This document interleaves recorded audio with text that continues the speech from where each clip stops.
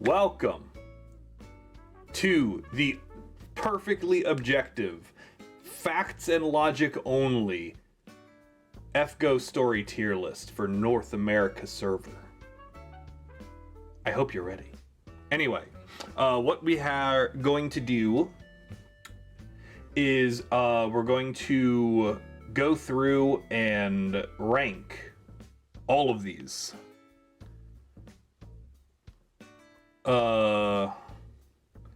Before 2x6, fair enough. Yeah, I know. These are all the icons for all of the chapters. It's okay, I will tell you what they are as we get to them. I put them in story order because my brain is so big. I sat down and I spent like 20 minutes naming files so they'd pop up in order. Alright. So we're also these tiered names. If you were here for Christmas, if you were here for last Christmas, you saw me rank all of the GSSR servants, and we're gonna do it again. We're gonna do that again when the new GSSR hits. And it'll be a good time to be had by all. But for right now, we are going to just do the story chapters, and we're going to start with one of my favorites, Fuyuki. So, FGO actually starts... I have CCC and the Ōoku, but I couldn't find the Ōoku, so I grabbed the Chaldea Gate logo.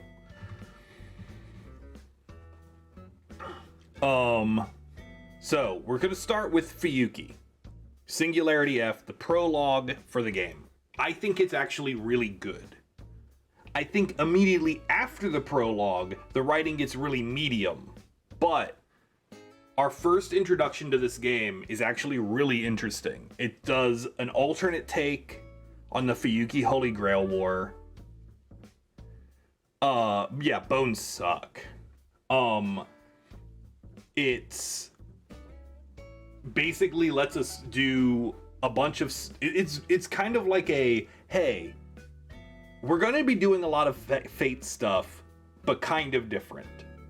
I do think that Olga is kind of overrated as a character. Like, only when you get into like the side content is she like better. But it introduces us to the whole game. It introduces us to a bunch of amazing characters, and I think it's really well done. So we're gonna put it A. Also, these might change. These might change, all right, as we go along. Yeah, Olga was amazing in First Order. If we would have gotten First Order Olga instead of what we got in the actual game. Casterku. Yeah, Casterku is pretty good. Olga's one of your waifus. Look, she's adorable. And like I said, I only started liking her when I got into the side content. And that's kind of one of the other reasons Fuyuki's a bit higher. Fuyuki is improved in all ways by the anime. And that's really nice. Orleans. I'm going to put right below it. So, Orleans had a very interesting thesis. The thesis of Orleans was basically fighting against yourself. And we had a lot of characters who were fighting against either aspects of themselves, literally, Jean and John, fighting against aspects of their life, which was Marie and Sanson, fighting against aspects of themselves again with Carmilla and Liz. And it was a very, very interesting concept. It wasn't handled as well as I'd like it to, and later on we get a better rendition of it. But it's a very cool concept that I thought was done well. You have Netflix? Yeah. Regin memes were pretty high quality. Septem was bad. Hold on. Can I add a... Hold on, we're adding a row below. And it's gonna be Septem. Come on.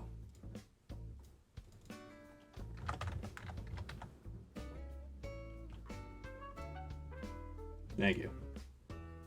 Septem's bad. Septem's designed bad. Septem pokes fun at itself for being poorly designed. The story has like 2 interesting beats, which is surrounded by filler.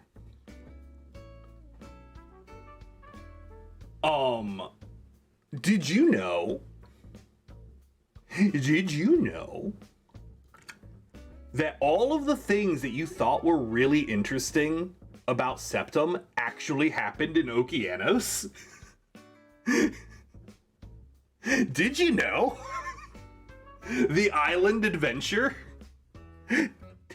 Nothing happened. Look, Nero is the one good bit, and Levlanir getting cut in half is a highlight for me. It's also your first introduction to pillar fights, which is an interesting thing that they did. Wait, was it? Wait, did you actually fight the pillar? I don't even remember. Like, I don't remember anything about Septem. Barely at all. Because all the cool parts of Septem that I remembered, because I had to look it up, actually happened in Okeanos. That being said, Okeanos is going right here. Lubu being lame. Yeah, Lubu was not a great addition. There is a pillar fight in Septem. Alright, yeah. Okeanos was not as bad as Septem. It did give us Drake. It gave us Alcoholic Mash. It gave us Jason bullying. It let us do cool things with Hercules and a box, but it also had David.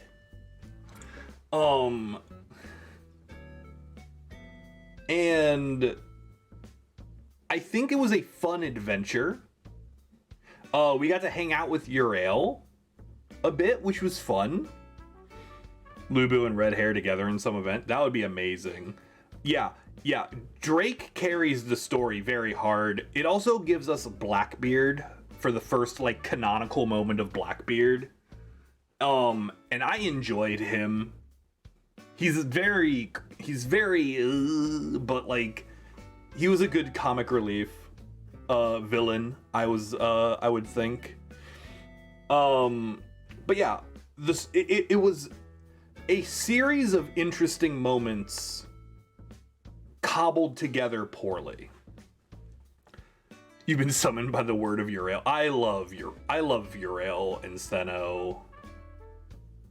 They're such high quality. They're always used really well in the stories. We had Asteros, the best boy. The best boy was in there, doing reasonable things. It was great. But yeah, so it started off strong, got a little worse, got way worse, and then kind of rebounded.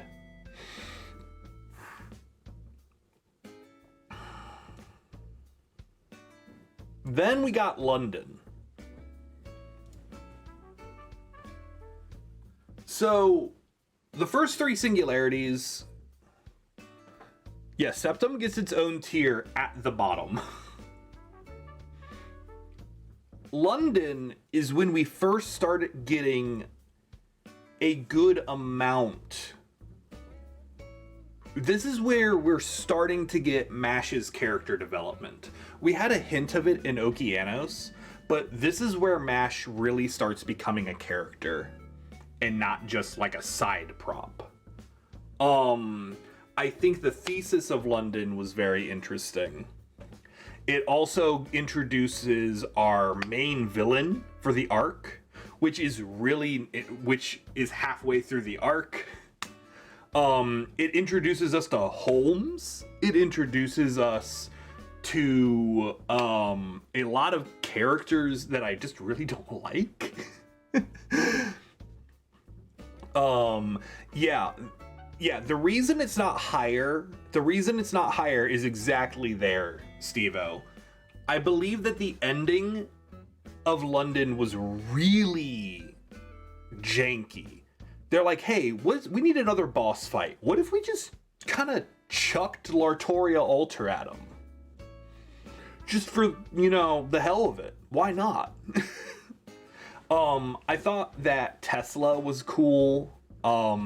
We got Golden Kentucky and Tama Time. Everyone loves Tama Time. Oh yeah. These are all very fluid. Tiers. Singularity tier list, exactly. Lartoria Ultra's thing to make Mo do more damage. I mean, yes, but also yes. So London, very, very good. After London is America. And I don't know where I want to put America. I don't know where I want to put America. It's around the same amount. Yeah, you know what? We're going to do this. We're going to knock Okeanos down a tier. And I'm going to put America right below Orleans and London.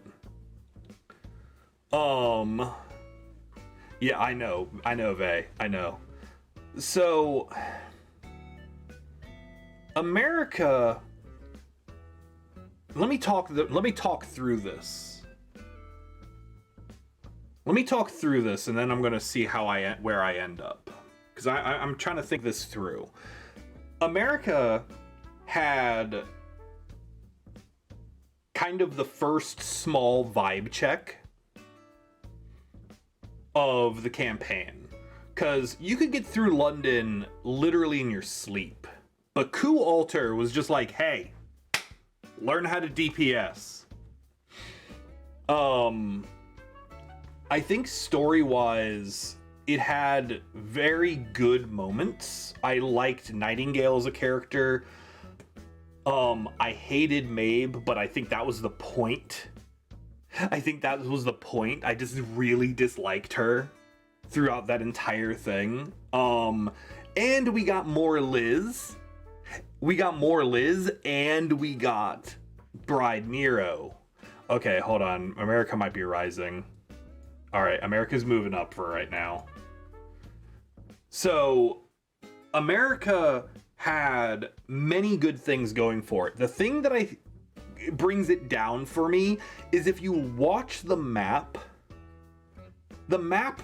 very heavily, like as you're going through the map, Fujimaru walked across America twice, technically 2.5 times.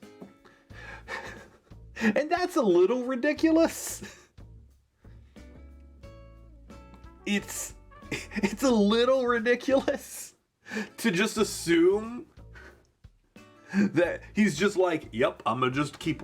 He's like, oh yeah, we're gonna walk there, and it's just like, you're going from Kansas to California, back to Texas, up, back, and over again. You literally cross America twice on foot.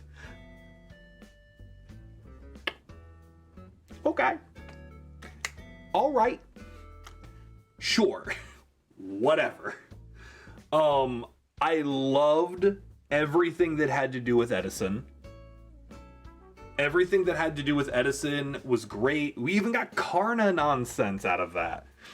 He's got Mash to carry him. I would love just there has to be an art of Mash just princess carrying Fujimaru across America. There has to be art of this.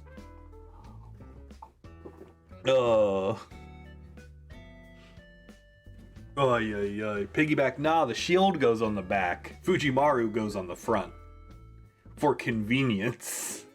You never know when you're going to require him for whatever it is you require him for. But yes, America. God, you hate Edison. I love Edison. I love Edison as a concept. He is every president, past and future, wrapped into a single man with a head of a lion, a million patents, and his own movie studio. How do you not love that? He's so stupid. He's such a dumb concept. And it's amazing. Oh. So yeah, I think we're gonna keep that right there. He's a joke character in a serious setting, but sometimes joke characters in serious settings work. Like, sometimes that just works, you know? I mean, oh yes, I'm sorry, the Prezi King. Then we have Camelot. Camelot's definitely going right there. Alright, actually, we're gonna put Camelot there. The back half of part 1. No, we're gonna keep it an A. We're gonna keep it an A. We're gonna keep it an A for right now. This might get fluid. The back half of part 1 is really good. To be 100% honest, I would recommend people play this game purely to experience the back half of part 1. Like, even if they drop it, like, immediately after, I would love for people to read through Camelot, Babylonia, and Salomon. Like, not even Salomon, just Camelot and Babylonia. Go watch the Babylonia anime. Like, what are you doing? Go. Like, you could leave. Like, I don't even care. I don't even care. Like, it's really good. The Camelot movie was pretty alright. I had problems with the Camelot movie, but it was an enjoyable experience. I had two main issues with the Camelot movie. The music selection for the Stella scene and the bath scene existing. I don't think that scene needed to exist. I guess they have some sort of fan service quota that they had to meet.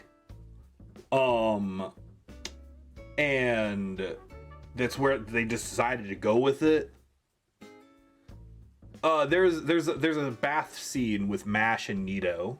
It's like 30 seconds long. And that's 30 seconds longer than it needed to be. It just straight up didn't need to be there. But they're like, yep, we gotta entice the people who play FGO. I feel like do I need to put y'all... Do I need the spritzer? Do I need to get the spritzer, have y'all calm down?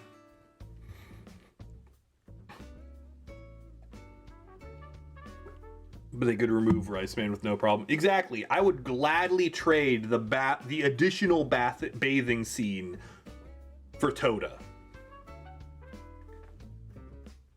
I would gladly have traded that. All day, every day. If you want to see lewd, Mash and Nito, Pixiv exists. Come on. Anyway, Camelot. I loved the concept of the Lion King and the Round Table taking their ideals to the logical extreme. It had some of the best music in the game up to that point. It like the Lion King and the fight against Rongo Miniad. Those two themes were up to that point some of the best the best music the game has output so far. it's also, and I believe Ray also mentioned that the gameplay was excellent. Camelot is the first big vibe check. Like, America, it has a small vibe check. It's just like, hey, are you able to deal with berserkers? Because you're going to need to be able to deal with berserkers at some point.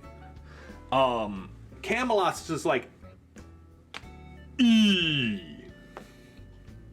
And it puts a Gawain in front of you. It's like, hey, do you understand the night classes? Cool. Good. Now, obviously, it can get cheesed with a Hercules, like a Bond CE's Hercules. That's obviously like a thing that you can do now. But like,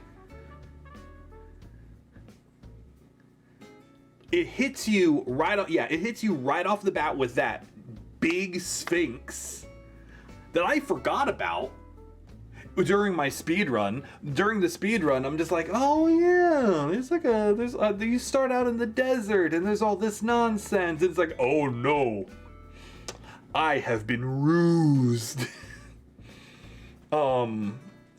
So it starts off with basically a fight that would have felt like an end of chapter boss fight in any previous section, and then it hits you with Gawain, Mordred.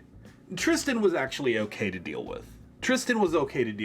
And Lancelot was kind of fine as long as you were using mash correctly. Yeah, even like the Enforcement Knight battles are all bonkers.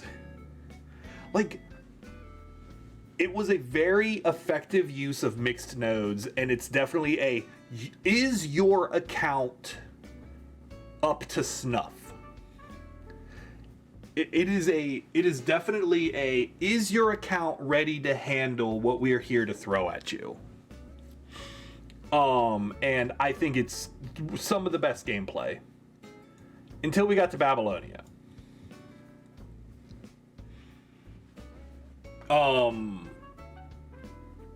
So, again, Babylonia.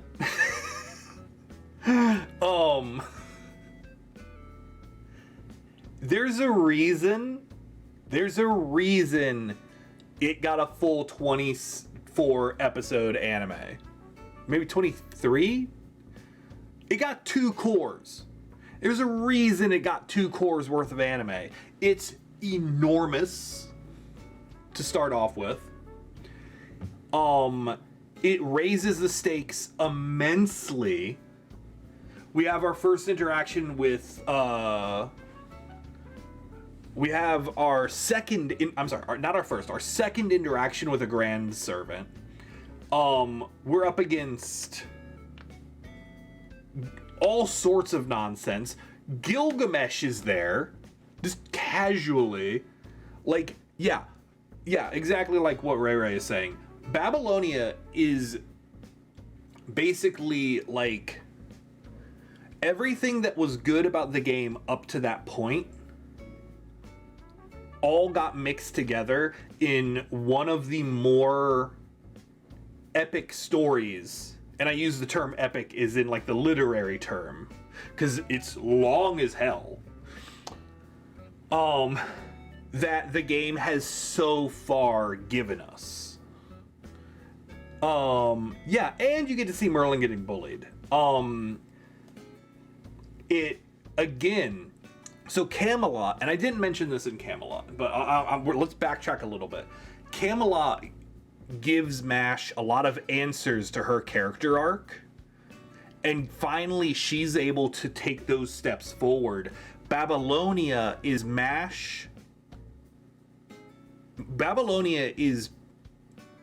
basically Mash's accepting the call, part of her hero's journey. Babylonia is her sitting down and being like, all right, I have to be the best version of myself that I can be to deal with the stuff that's being put in front of us.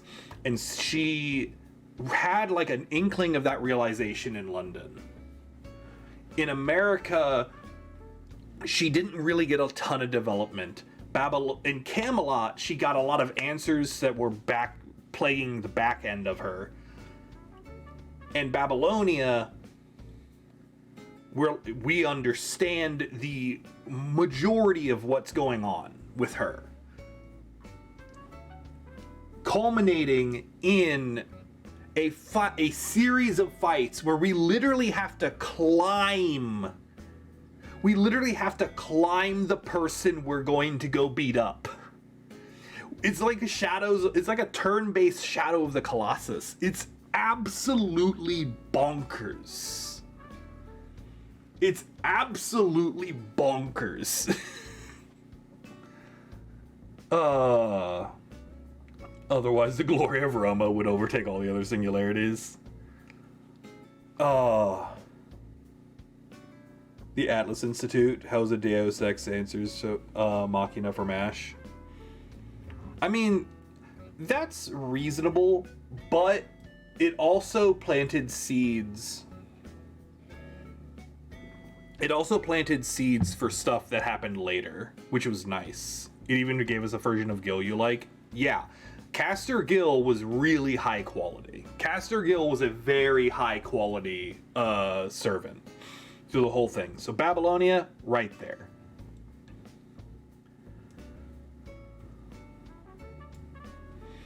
Solomon. The Temple of Time. Solomon. There's not a lot that I can say about it that isn't good. So I'm going to try to say any critiques I have of it right off the bat.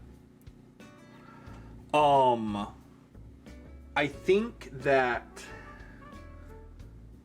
the structure, I think that the Solomon was obviously much better experienced when it first happened than later, because you get the raid feel.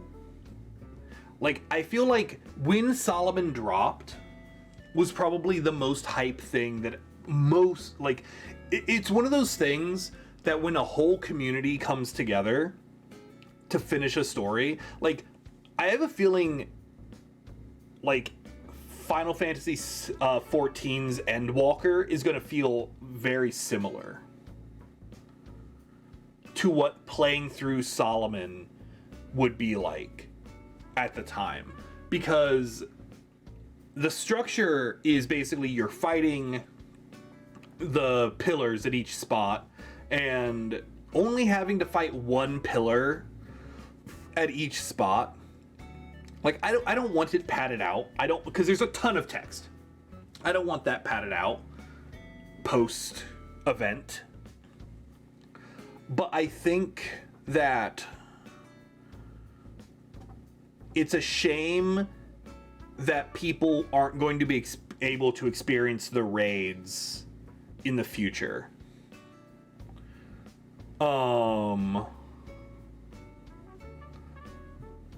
Yeah, and it was so good that Avengers stole the Portal idea. Exactly. But that being said, getting every servant you've interacted with to come back and help, with Jean like leading the way basically, was so hype. It was so ridiculously hype. I can't wait for the movie. I cannot wait for the movie. The movie is going to be insane.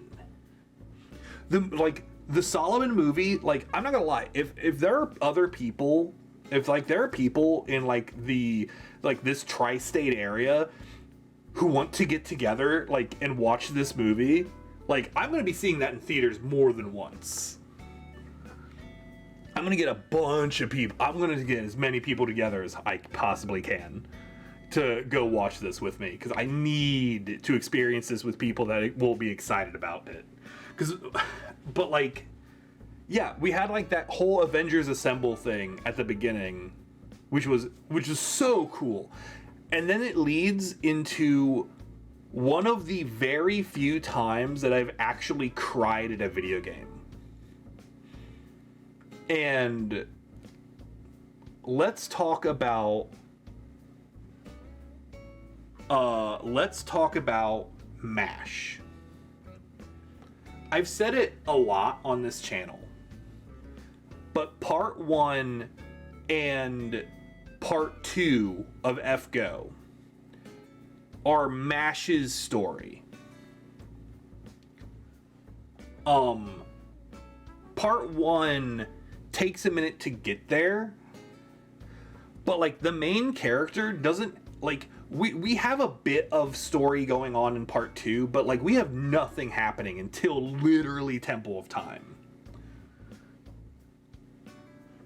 And Salomon is like the peak of her character arc. It is her like accepting everything about herself and knowing that sorry, Streamlabs, get out of here. Why is Cohydration Bot always broken? But like, it was MASH's death in Salomon was one of the, it was genius writing. It was absolutely genius writing. And it's, I'm gonna go on some wild speculation later, because I do want to talk about like where I would like the Lostbelts to go. Taking a cry break after hearing about MASH. Cohydration Bot, yeah. I need to yell at Streamlabs because their stuff's breaking all the time. I don't know. I also like the concept that we basically just punched Goetia. Like immediately afterwards, we just basically decked him right in the schnoz. And that's it's in the parlance of the young people, the chaddest thing I've ever seen or heard in my entire life. I really hope we get the Mystic Code. I really hope we get the Mystic Code from the movie that's coming out. And no, I refuse to believe that we're hitting him with our fists, and that is all I care about. Yeah, the Beast 4 reveal was also well done. I'll talk about that in a second. But I want that Mystic Code, and I want one of the skills to just be a Buster card. And we just deck a enemy servant in the schnoz. It just does like, it only has to do like 2k damage. I don't even care if it does real damage. I just want to be able to punch servants. It's all I want. Oh. And then, yeah, then Foe, who's been getting more talkative over the course of the last bit, is revealed to be Beast 4 and then revives MASH. Like, and then that end music, everything about it is amazing. Everything about it is amazing. Just like Salomon is the pinnacle of writing in this game. It takes literally like a year and a half, 2 years or so worth of story, and it gives it a satisfying climax, and it's just so good. All right, let's talk about the remnants. Let's talk about the epics of remnants. 2 4K damage and stun would be cool. Oh my god, it would be so it's like the stun is because they're like, I'm sorry, did he just punch me? I'm sorry, what? They're just so shocked that the master came in just to deck them. That would be incredible. All right. So Shinjuku. Let's start at Shinjuku. Shinjuku has some incredible writing. For a moment-to-moment basis. But I think that the overarching plot was only okay. I think the overarching plot of Shinjuku was only okay. It was fun in the moment-to-moment. Like, I'm never gonna say that Shinjuku isn't like a fun time. We have Salter, we have Jalter, we have bickering, we have Moriarty. Like, there's a lot of stuff that's really cool that's happening. We have the dance, yeah, but we spent like half of it dealing with Lobo. And then Moriarty backloads the entire plot into the last 2 sections. And I'm like, okay. That's pretty cool. Wish we would have had some sort of lead up to this. Maybe. That'd have been nifty, I guess. The dance was cool, I guess. Like, it was fine. And yeah, we got new costumes for the altars, which, you know, I would like to have the Jalter costume. Please. Yeah.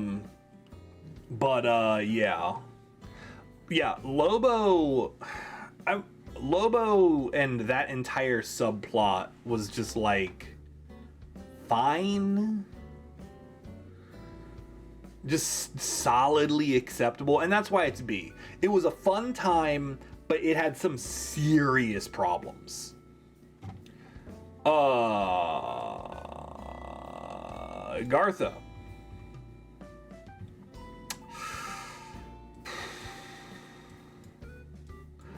Man, Agartha has so many cool concepts. It's just shackled by just terrible, god-awful writing. If they would literally just would have given Agartha like one more pass on the editor's table, like just one more pass through the editor's table, it could have been good. It could have been. It wasn't. Yeah, it was carried by the characters. Like, it was 100% carried by the characters. We also got Made d'Eon, which is culture. And I guess we also got Kid Fergus out of that, which was fine, I guess. Wu was fun. Empress Wu was like a good time, I think, if I remember correctly. We also got Goth Drake. Okay, we got some cool character designs out of it. Made d'Eon, Agartha. It's like the best part of Agartha.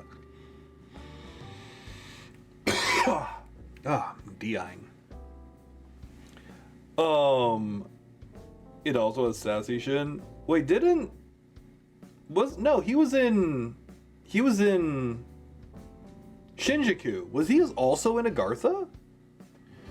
Was he also in Agartha?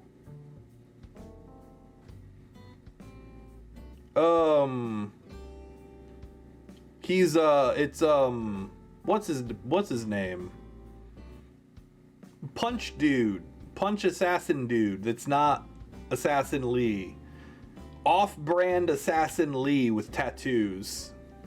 Yeah, Mr. Fister, there we go. Yeah, I thought he was in he was in Shinjuku. Literally why we call him Sassy Shin.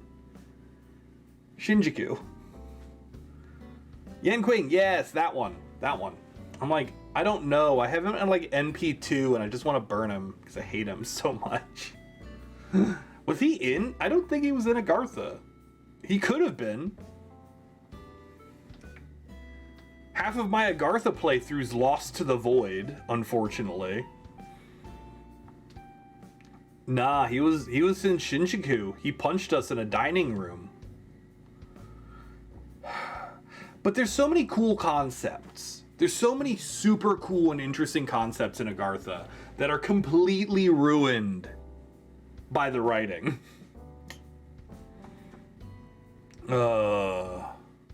Which sucks. Because I would love Agartha to be better, but it's not.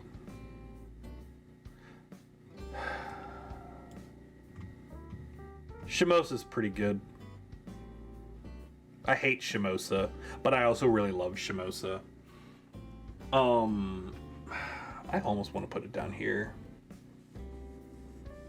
B tier's getting kind of crowded. B tier's getting kind of crowded. We might need like a B.5 tier. I think that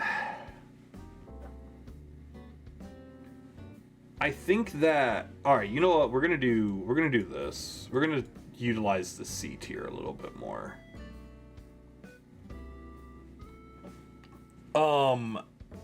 Shimosa's the second vibe check. Shimosa's definitely the second vibe check in this game. I loved the story. The story for Shimosa was super dope. All of the first part of section 1 should move down 1 tier.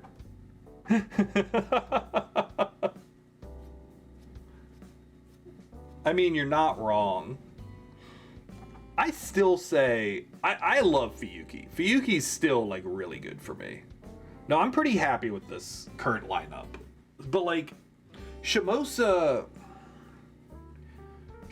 like the second big vibe check. So if Camelot is like, okay, can you deal with gimmick bosses?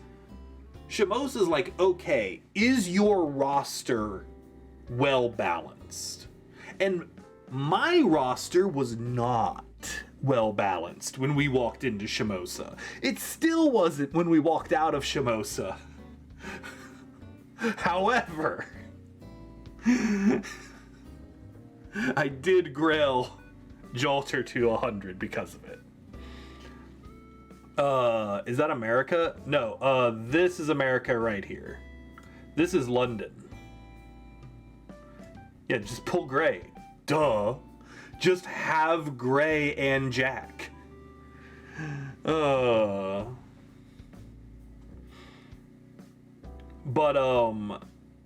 well-balanced roster was the tower climbing event. Well, yeah, but, like, the tower climbing event isn't something that everyone has to go through. This is something that everyone has to go through, and you can't rely on supports to shore up your account's weak points. That's the big thing. That's the big thing about this story, is you can't use supports to shore up your weak points, which was something I was definitely doing. Yeah, I'm thinking about dropping America down to here. Actually, that is a super fair thing.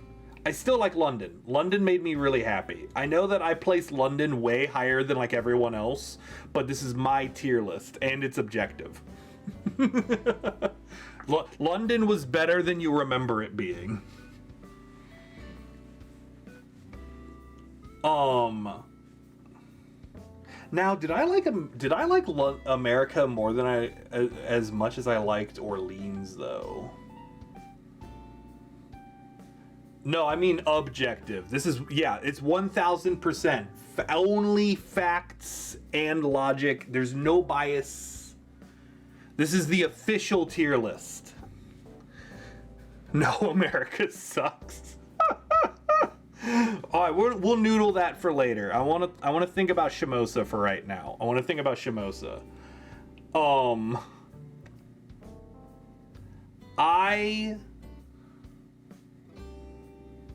I truly think that Shimosa had some good overall story. Like, it basically has the opposite problem of Shinjuku, in my opinion. I think the overarching story was really good, but it wasn't any fun in the moment to moment. It wasn't any fun in the moment to moment. And the gigantic spike in difficulty was basically its Lobo. It basically forced you to stop, raise servants, and then you were allowed to continue.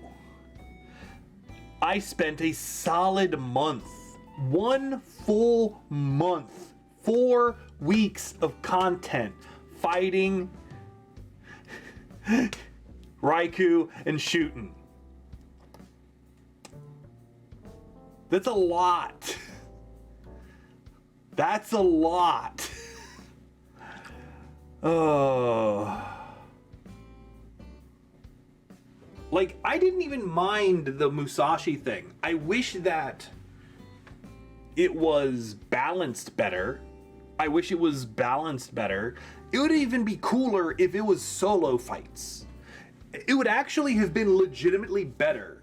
It would, like, 100% legitimately better if Shimosa's 7 duels, the 7 swordsman duels, were solo fights. That would have been vastly superior.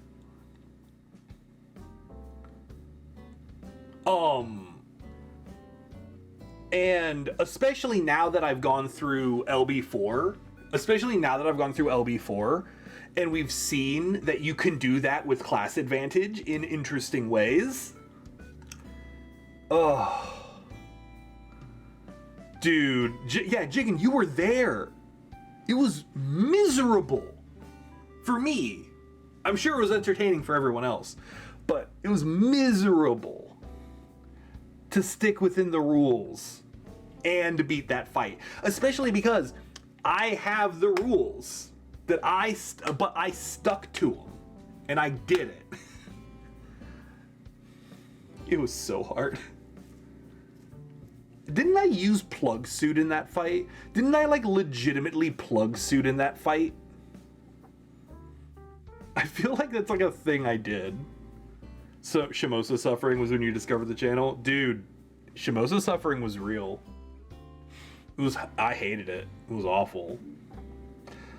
But I think that Shimosa and Shinjuku are roughly the same for me.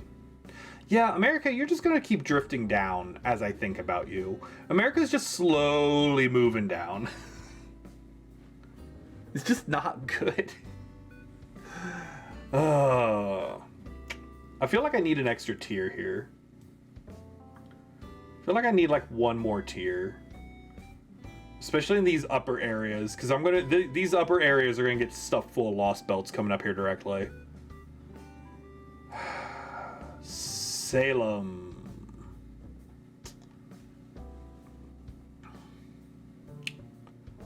Salem.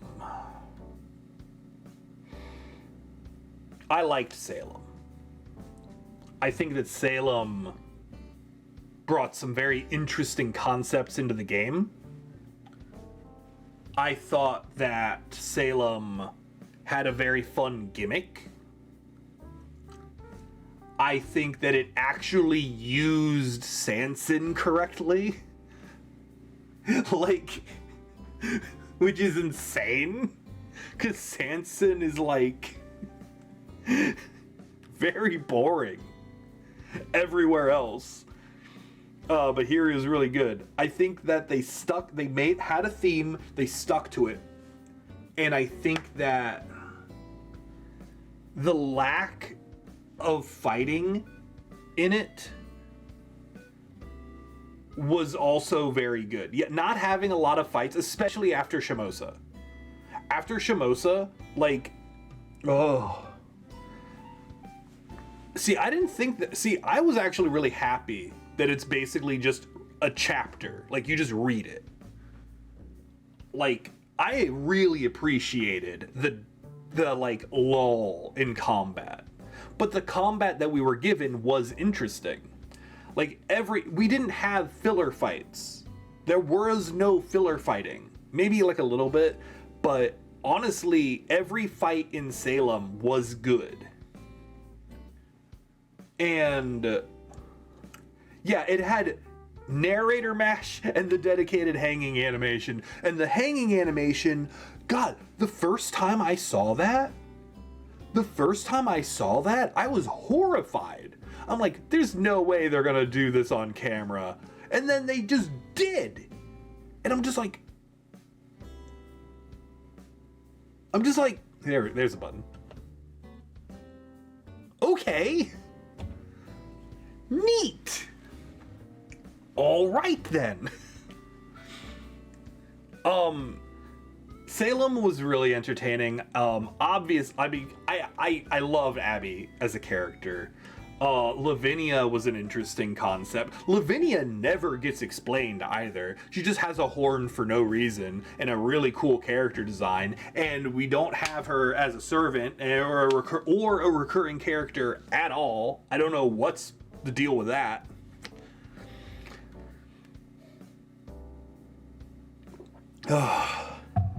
Also, there's like a Doctor Who kind of guy.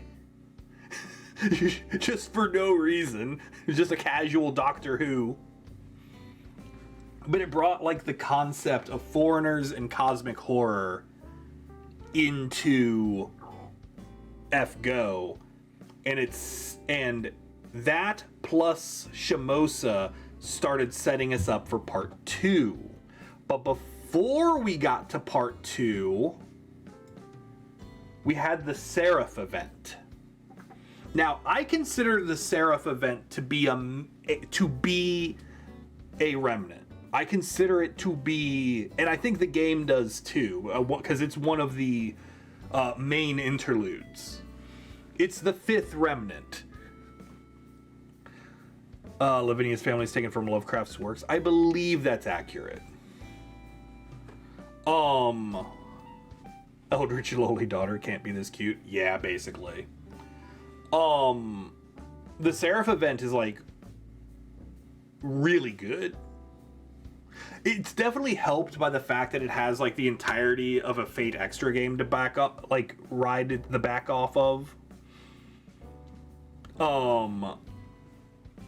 It's this being tied with an event that was pure suffering for farm. That's true. The event sucks to farm. That is 100% accurate. I think it's going to be way better as a main interlude when you just have to go through the story chapters. It'll be vastly improved, at least, by only having to go through story. It sucks to farm, but it's some of the best character writing that they've ever put into the game.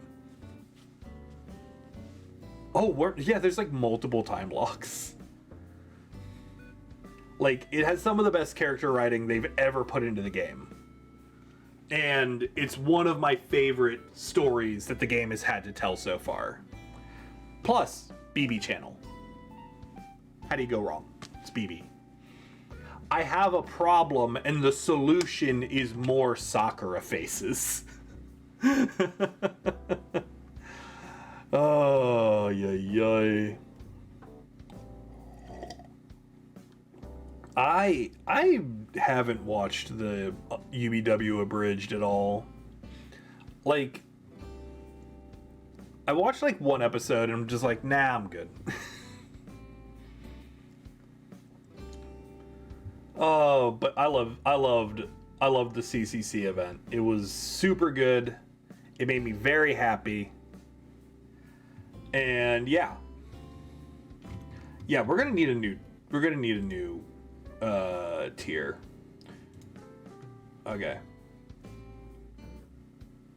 We're gonna put that and new. We're gonna go with double S tier.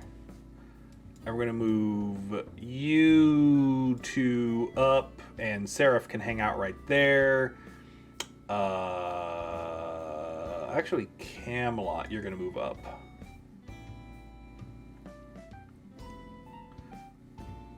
And yes, I'm fine with that right now. Because I have to fit these Lostbelts in here somewhere.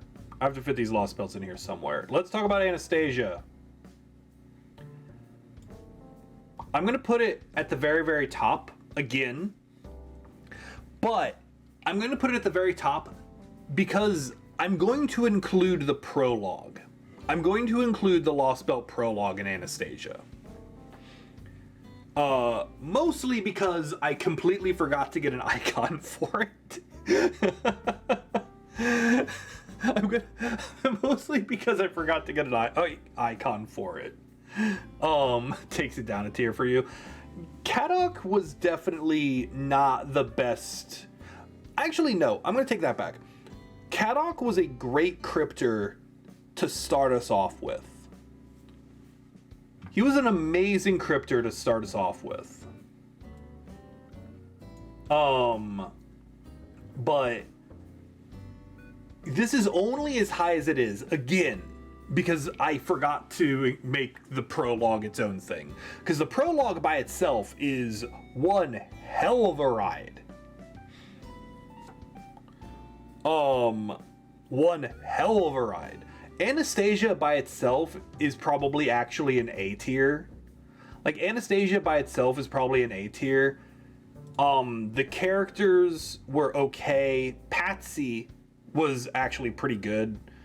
Actually, no, I'm going to take that back. All of the characters on our side were actually pretty high quality. The villains were very sparsely good. I think Solari was really good. I mean, Solari. Look, if a Lostbelt can make me emotionally compromised, if a Lostbelt can emotionally compromise me by playing a piano version of Twinkle Twinkle Little Star, that's good. That's good writing. Okay?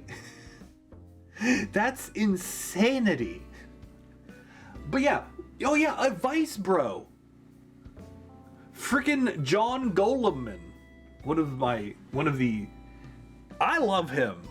We need more servants. Thank you. He was super cool. Atalanta Altar was really interesting, just being there. And it was a good time. I enjoyed also the version of Dies Irae. Oh yeah. I mean the boss music was inspired, and it gave us the first tree theme. And the first tree theme, Into the Air, is good enough that I know the track name.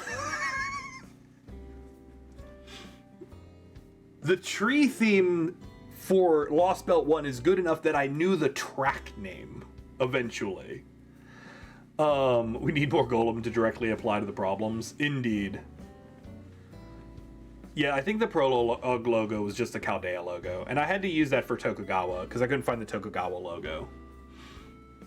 In my defense, I thought I didn't think about doing this until like 30 minutes before the stream. So I didn't have a lot of time to set this up. I just went as quickly as possible. So I'm still proud of myself for getting this all situated as best as I could. But yeah, Anastasia was an interesting, like, if you include the prologue, it's S tier. Without the prologue, it's A tier. The prologue by itself is double S. Buffering out my AP bar. Yeah, that's exactly the plan. I was like, well, what am I going to do on Wednesday? What am I going to do on Wednesday? Because none of the things I want to do start till Thursday. And I'm like, well, I gotta keep the FGO people happy. So I'm like, let's just do a tier list. I've been threatening. Persona, oof. That's too much. But Anastasia, pretty good. You know what else was really good? Ooh, where do I want to put this, actually? Lostbelt 2. And you know what? Lostbelt 2 is going to go right there. Lostbelt 2 is going to go right there. It might go up a tier. It might get its own tier, because I still don't think anything's quite in that double S tier yet. Actually, no, I know for a fact. We're gonna make another tier. Hold on. Awesome. And you know what we're gonna do? We're gonna go boop. Boop. Third color. Boop. And boop. And actually no, we're gonna make you green. Ha ha ha ha ha ha. And then we're gonna make you greener. Ha ha ha ha ha ha. Perfect. Now I got it figured out. Now we're schmoovin'. Now we're groovin'. Oh, this is SS, and this is SSS.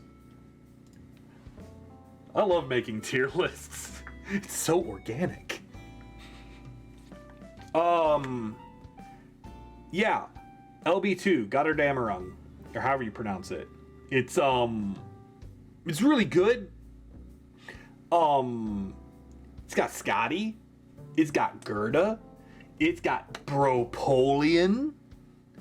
It's got Sigurd. It's got so many cool characters. It's got a really good story. It's got more snow.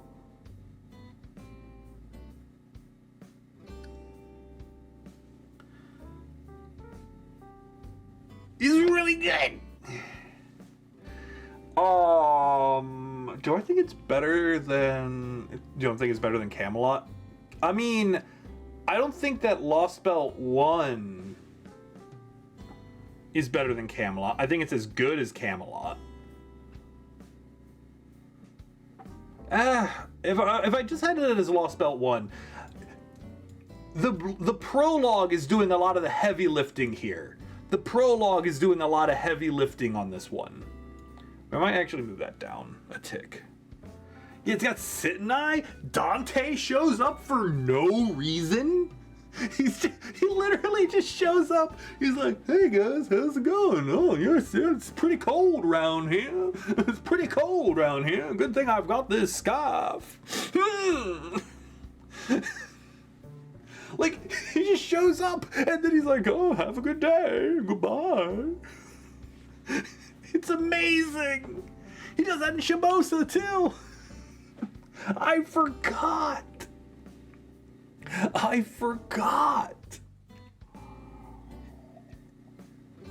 Oh. Lostbelt 2 does it all, and it's all really good. Bar Napoleon being cool. It's very fresh in my mind. Because I did it I did it relatively recently. Because I got it done only a little bit before Lostbelt 3 happened. Speaking of Lostbelt 3, B.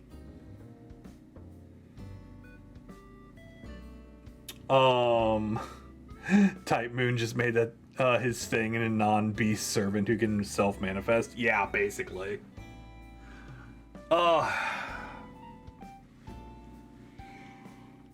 China has two really good moments.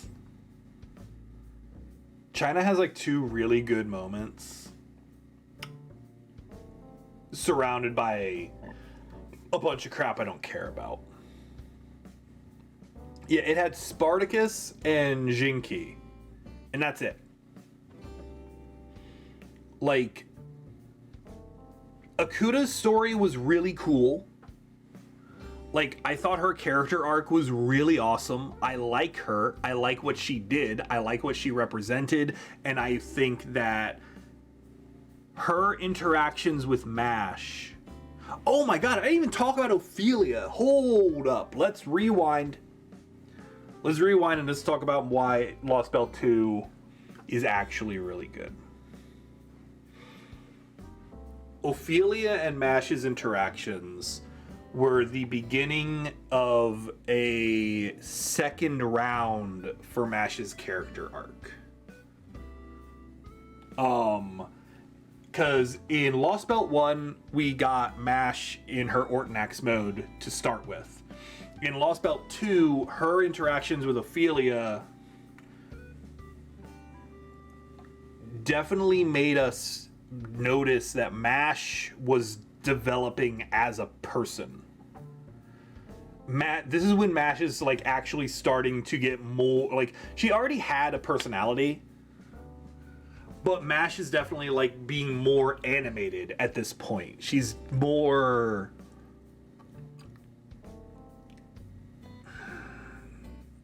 what's the word I want to look for? Like... just more. I don't know there's a word for what I'm looking for. But Lostbelt 3 started that, and Mash's interactions with Akuta, Yume Ren, are like the third. Okay, yeah, it's not as good as, it's not even it. But those three things aren't good enough to hold up the entire story. Expressive, yeah.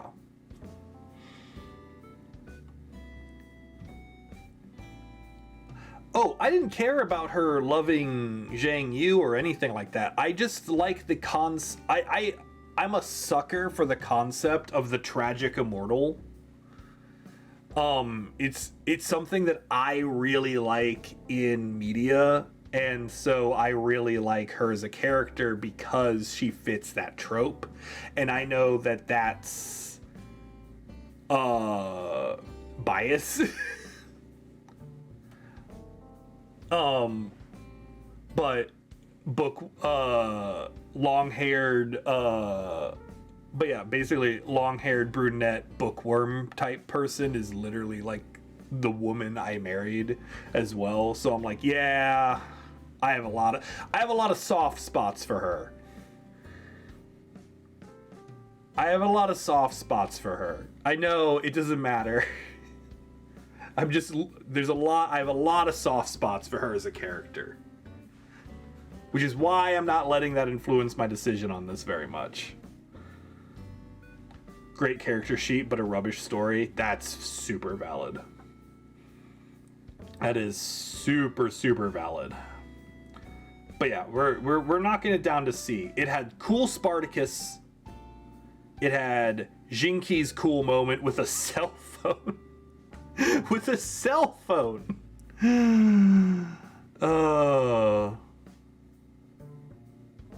That was the best. It was absolutely incredible. And I just like Yume Ren. I'm glad that gave us her in the story. I would like her Chaldea version to do more now for us. I would like to see her in the story more. Okay, so I couldn't find the proper logo for it, but this is for the Tokugawa the Ōoku event. Let's plop it right here for a moment.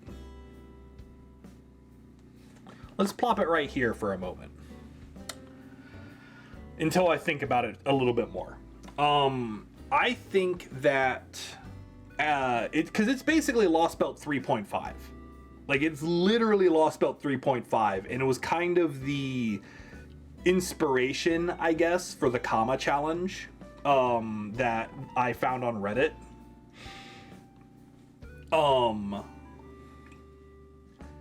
I think that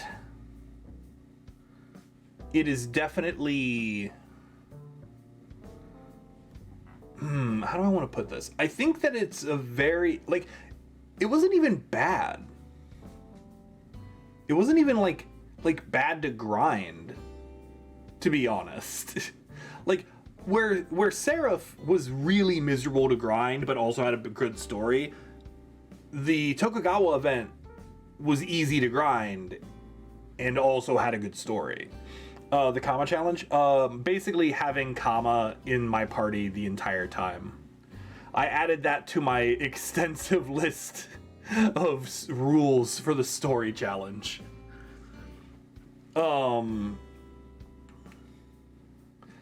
Yeah. It was really good. It was really, really good. Did I like it? Yeah, it's definitely going up a tier. It's definitely going up a tier. I'm not willing to put it up here. I'm not willing to put it up here, but I'm willing to have it sit next to Seraph and Lostbelt 2. Actually, we're gonna knock Lostbelt 2 down. I just think that the two event chapters of the story were both just insanely good. I think that the two event chapters were just obviously some of the best writing that the game has put forward. Only Indian servants. Ooh, no command seals. Oof. Yeah, 19.1, I had to use, I think, 1 command seal, and I had to use 2 on 19.4, and then I had none for the fight after that. So that was pretty cool. Yeah, I used 2 command seals on that fight. Hopefully you do well. I believe in you. But yeah, like, I think that Kama, our introduction to Kama as a character was really super cool. I think that it is some of the more interesting writing that they've done. I love that her entire thing was built on tautology. I love that the entire like power structure that she was set up with was built on tautology, and it's so cool. It's like, if you're here, you have to be the shogun, therefore you're a Tokugawa, therefore my spells work on you. Duh. Oh, it's so amazing. What are the symbols that are smaller and grayed out? Oh, these are the Lostbelts. Because they're just yeah, they're just the symbols for the Lostbelts, because the Lostbelt symbols are just smaller and grayed out. They just glow like that. Tautology is a lot of fate. Yeah, a lot of fate, a lot of magic is built on that, and I thought that's really cool. It's such a, I know, but I think it was just done on a scale that I hadn't even considered. It tossed a lot of cool story bits at me, and it brought me joy. It brought me a lot of joy. Plus, it helps that I actually got Kama out of it.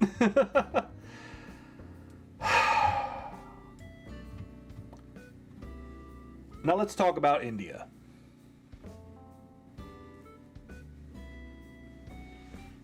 I think that we're gonna stick it up there at the top for right now, and we'll see where I want to move, if I want to move it around. Let's talk about India. I think that the story was it's definitely the best story we've had since Salomon.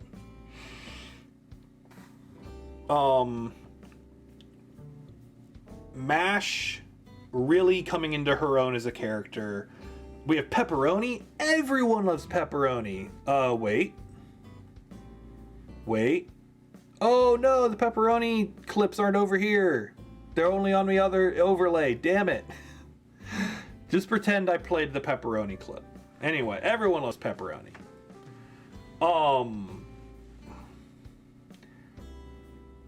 Asha. Oh my god.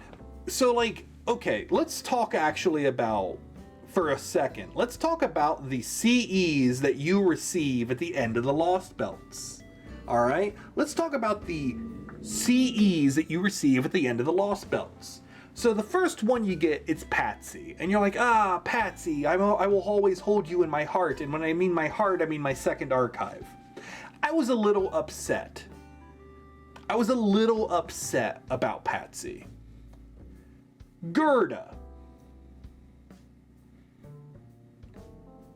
I was destroyed emotionally over Gerda. Getting that CE after that and seeing her like happy in a field of flowers, I'm just like,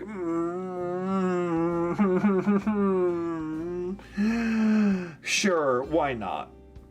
Most of the boss fights towards the end were fairly easy. Yeah, I mean, basically, India's chapter 19 is just like the hardest bit in story. But we'll talk about that in a minute. Lostbelt 3 couldn't care less. It didn't have Spartacus on it. Then you get Lostbelt 4's CE. Then you get the CE for Lostbelt 4.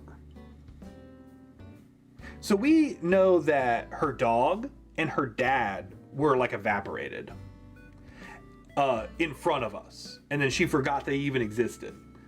Her mom was gone before we even got there. But then we learned that she had like 6 siblings. She had like 6 siblings. Her family has been whittled down over time that we had no idea was even happening. And that killed me. Like, that right there was like, oh, holy hell. That moment was so like, I feel really bad about Gerda. I feel really bad about Patsy. I don't care about Lostbelt 3. But Asha? Like, after that stream yesterday, after my stream yesterday, I like had like I was feeling ill. Like, I had to like lay down. Like, I was just not in a good place emotionally or mentally. Like, I had to explain that to my wife. I had to explain to my wife why I'm like I don't have the spoons to cook dinner tonight. She's like, why? Because a video game made me sad. And I'm just like, all right. Level 100 Fairy Gawain Kachiv. Nice. She has the big booba I have seen. Very awesome. The C's do a great job of putting you in Gouda's shoes. Yeah, definitely. Makes you wonder if that's why Ajay is so grumpy. Yeah, I have a feeling that, yeah, that's exactly it. Like, that also retroactively made Ajay a better character. And I already liked Indian Spike Spiegel. I already liked him. But it just made him retroactively better. Just everything about that, the CEs are just destructive to me as a person. I don't play any JP stuff, so I don't know anything about like what's going on past LB4 right now. Other than like a few of the characters, because they keep showing up on my Twitter. So I've been slowly learning. About the characters, but no story stuff, please.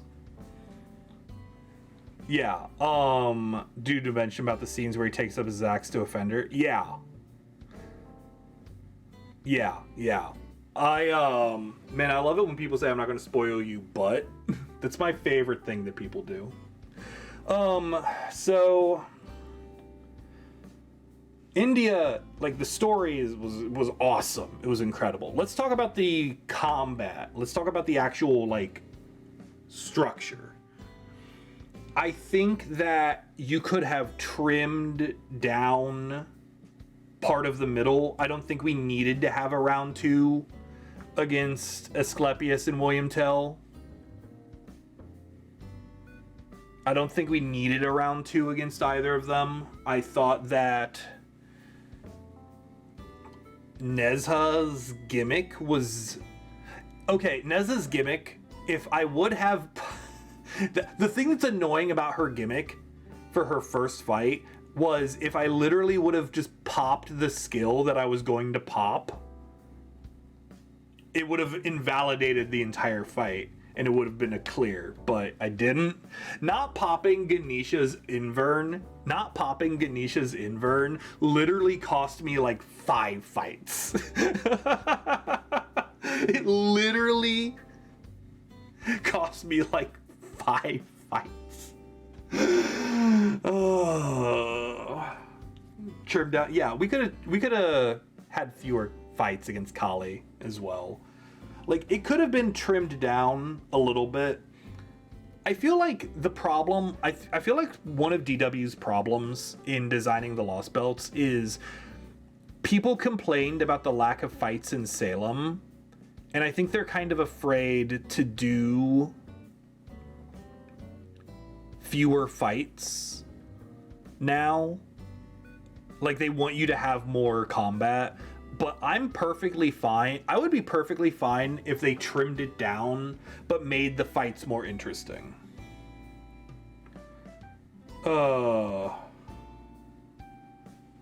So, yeah, look at Camelot. You can make trash fights fun. Exactly.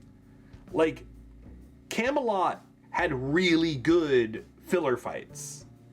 I think that just shoving 20 Kali at us was the same problem. Honestly, it's what Septem did.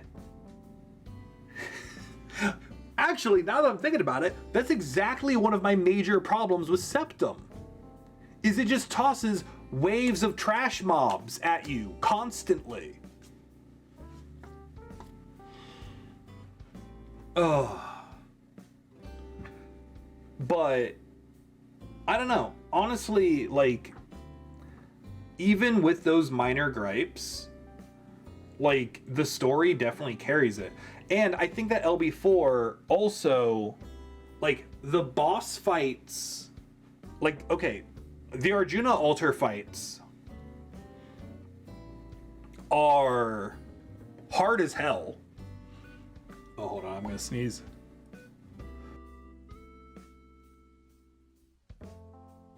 All right, there we go. Oh, oi, oi, oi. Wait till LB5. I mean, we got 6 months till LB5, so I will be waiting. You know what's before Lostbelt 5? Summer 4. Oh yeah, I saw that stack of paper. It's bonkers. Yeah, like, debuff immunity sucked. I think, okay, I'm gonna say something. I'm gonna say this about the Arjuna altar fight. This first one sucked. The first one, even though it was easier, I didn't like it as much. The second one was way better. Only because of the support servant. Only because of the support servant.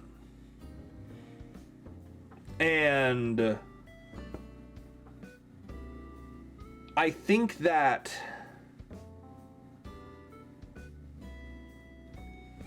it's cheap in certain ways, and it definitely tosses some stuff at you that's just straight up not fair. At the same time, I mean, yeah, that is actually really true.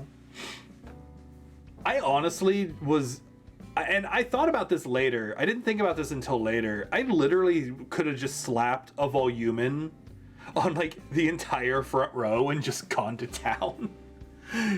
Slapping a playset of Volumens on, like, the entirety of my servants would have been hilarious. It would have probably also made the tree fight way easier. It probably also would have made the tree fight way easier, because you can't remove those inverns. The buff, they can't clear those inverns on those buffs. But yeah, like, it's hard. badly designed hard. But yeah, but the second fight, the first fight was way worse than the second fight. I think the second fight was good. If it weren't for my rule set, it would have been a lot easier. If it weren't for the set of rules that I put myself under, the second fight would have been way easier. But it wasn't. The tree fight was dope. Dude, the tree fight was so fun. I enjoyed that thoroughly.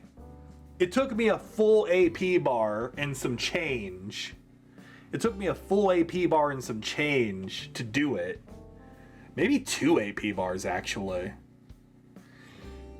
Should have just rolled Merlin and Buster support. God, right? Just get Jack and Scotty. Jack and Scotty solving problems since the 1410s. But yeah, I'm still going to keep LB4 up there. I have problems with it.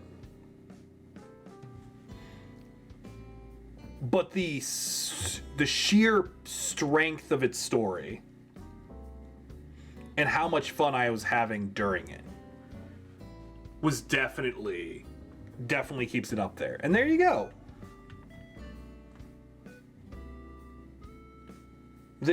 Get out of here, ads.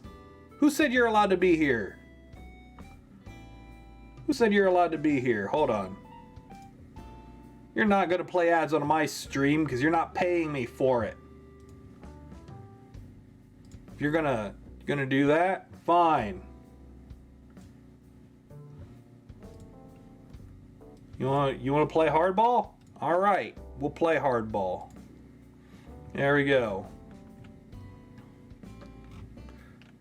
I know, imagine ads. They're not even paying me for that. If they were paying me, then they could put ads there. It's $10,000. I will advertise whatever you want for 10K. That's the limit. Good the LB4 anime would be. I know, I would love to see the Lostbelt animated. The Akama versus Arjuna fight would be lit. Yeah. Like, I would love, honestly, what I would love to see is them do something similar to, what episode was it in Apocrypha? Was it episode 21? 24? One of the later episodes was animated really, really well. It was some of the best like fight animation I'd seen in a long time, and it had Karna, and I just want more of that, please. More of that, please. That would make me very happy. Oh. But yeah, here you go. We did it. We have officially ranked every main story chapter in Fate Grand Order Global so far. Karna versus Vlad. I think it was Karna versus Achilles? No, Karna versus... Who was that? Was it Vlad? Maybe? Because we had the Arjuna altar fight.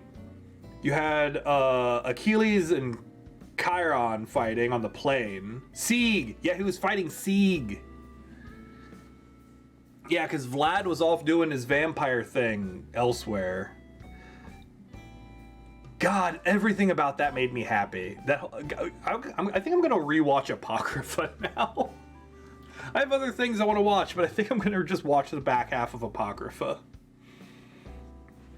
Oh, but yeah, here you go. This is it. Objective, 0 arguments can be had because everything here is factual. 0 biases. Only facts and logic tier list. There you go. You can now put this wherever you want, and no one is allowed to argue with you. How Protag knew that Limbo guy?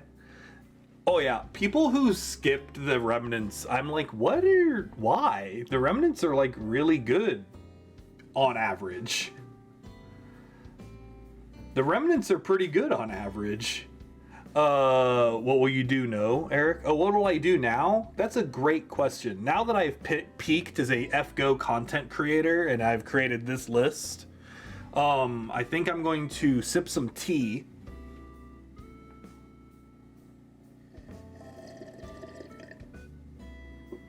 Ugh, delicious. Delicious.